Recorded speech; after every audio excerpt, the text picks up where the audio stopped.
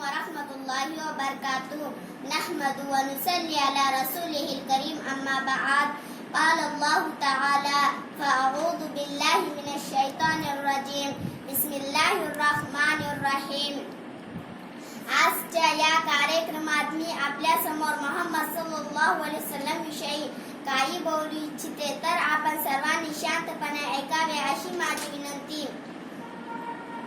आए दुनिया में बहुत पाक और मुकर्रम बनकर, आए दुनिया में बहुत पाक और मुकर्रम बनकर, नहीं आया मगर कोई रहमते आलम बनकर। माझ्या आई आणि भगिनींनो, मानवी इतिहास साक्ष आहे की अल्लाहने मोहम्मद सल्लल्लाहु अलैहि वसल्लम यांना अशा काळात जगामध्ये पाठवले की जगामध्ये संपूर्ण अंधकार पसरलेला होता। सर्वत्र मूर्ती पूजा केली जात होती। अत्याचार, दडपशाही, हिंसा, अन्याय या प्रकारचे पापकृत्य कामे सगळीकडे पसरलेली होती। अशा काळात अल्लाहने मोहम्मद सल्लल्लाहु अलैहि वसल्लम यांना संपूर्ण मानवतेवर जगामध्ये पाठवून अनंत उपकार केले। मोहम्मद सल्लल्लाहु अलैहि वसल्लम हे आपले आचार विचारा स्वभाव सर्वात प्रभावशाली होते। मोहम्मद सल्लल्लाहु अलैहि वसल्लम यांना सुरुवातीला सर्व अडचणींना तोंड द्यावे लागले, भयंकर कष्ट सहन करावे लागले, मात्र मोहम्मद सल्लल्लाहु अलैहि वसल्लम यांना आपले धैर्य व धाडस खचू दिले नाही। सतत इस्लामचा प्रचार करीत राहिले। मोहम्मद सल्लल्लाहु अलैहि वसल्लम अत्यंत दयावान होते। ताईफच्या सरदारांना एक अल्लाहकडे बोलण्याकरिता मोहम्मद सल्लल्लाहु अलैहि वसल्लम तेथे गेले, पण त्यांनी तेथे अत्यंत वाईट प्रकारे वागणूक करून गुंड पोरांना पैगंबर सल्लल्लाहु अलैहि वसल्लमचा पाठलाग करायचा सांगितला। ते लोक पैगंबरांचा पाठलाग करत, शिव्या देत, आरडा करीत दगडांनी जखमी करण्यास सुरुवात केली। त्यांचे पाय रक्तबंबाळ झाले, पात्राने रक्ताने माखली, ते घायल होऊन जमिनीवर बसले। तरीही दयाळू मोहम्मद सल्लल्लाहु अलैहि वसल्लम यांनी ताईफवाल्यांसाठी शाप दिला नाही व म्हटले, या लोकांना सत्याचा स्वीकार केला नसेल तरी येणारी पिढी एक अल्लाहचा स्वीकार करेल। किती उदार व महान होते मोहम्मद सल्लल्लाहु अलैहि वसल्लम।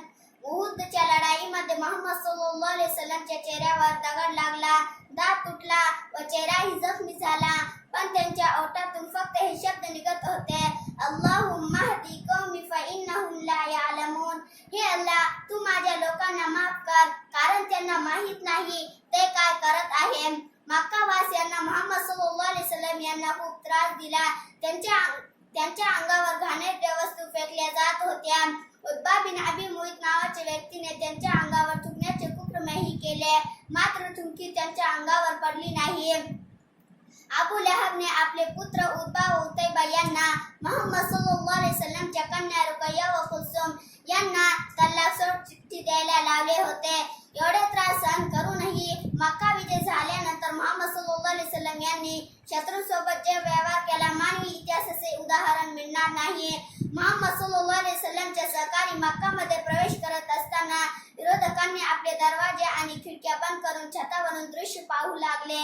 अल्लाहचे पैगंबर मोहम्मद सल्लल्लाहु अलैहि वसल्लम काबागृहात येऊन म्हणाले, इذهبوا فأنتم الطلقاء, जा, तुम्ही सर्व स्वतंत्र आहे, आज तुम्हाला कोणी पकडणार नाही। हे सत्य आहे की जगात अशी एक व्यक्ती झाली नाही की ज्यांना एक दोन नाही सर्वांच्या सर्व शत्रूंना सरसकट माफी दिली असेल व मानवतेचा इतका आदर्श मानला असेल।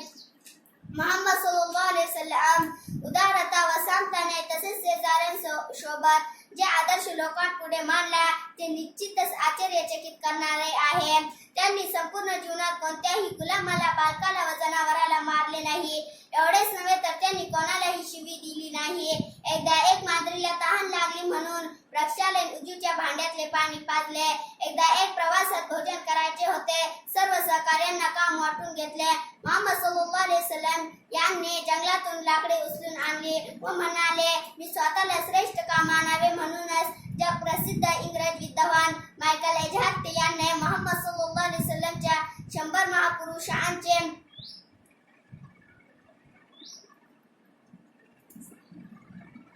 महापुरुषांचे जीवनावर